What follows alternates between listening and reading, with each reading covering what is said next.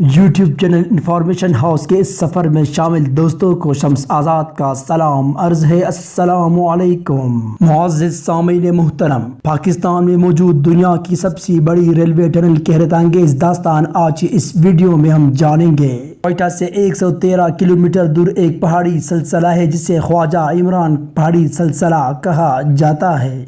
اس پہاڑی سلسلے میں شانزلہ اور شیلا باغ کے درمیان دنیا کی سب سے بڑی ریلوے ٹنل جسے خوجک ٹنل کہتے ہیں۔ یہ ٹنل 14 اپریل 1888 کو تعمیر ہونا شروع ہوئی۔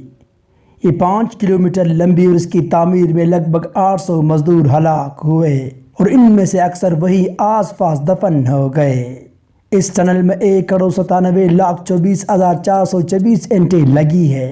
مزدوروں کی صف اول کھدائی کرتی جاتی جبکہ پچھلی اینٹیں لگاتے اور ان سے پچھلی صف پٹری بچھاتی جاتی۔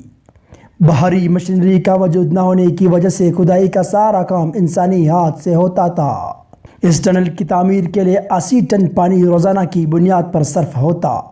دن رات کام کرنے کے لیے 6,594 چراغ جلتے جو پوری ٹنل کو اندر سے روشن رکھتے۔ مزدوروں کی ریفریشمنٹ کے لیے آج کے انڈیا کے علاقے سے مشہور زمانہ رقاصہ شیلا منگوائی گئی جو رات کو رقص کرتی اور دن کے تکے ماندے مزدوروں کی تفریح کا کچھ سامان پیدا کیا جاتا۔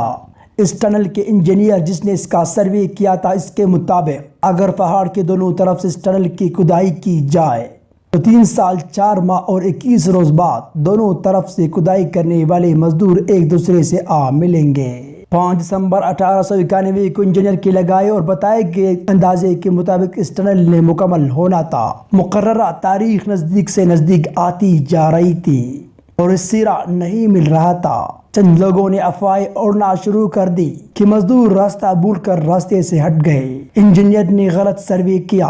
ناقص منصوبہ بندی کی وجہ سے کروڑوں روپے ڈوب گئے مگر انجینئر پر امید تھا۔ مقررہ تاریخ کو دونوں طرف آنے والے اور بچھائی جانے والی پٹری کی آخری بوٹ لگنے تھے۔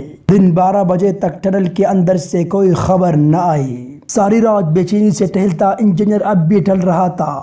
اسے لگا آج اس کا علم اسے دھوکہ دے گیا۔